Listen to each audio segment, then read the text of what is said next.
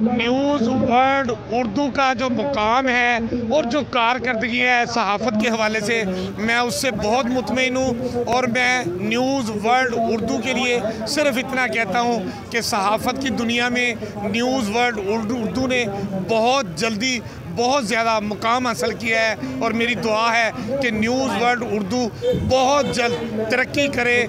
और मैं तो सिर्फ इतना कहना चाहूँगा कि न्यूज़ वर्ल्ड उर्दू के साथ अमीन हफीज़, जियो न्यूज़, लाहौर।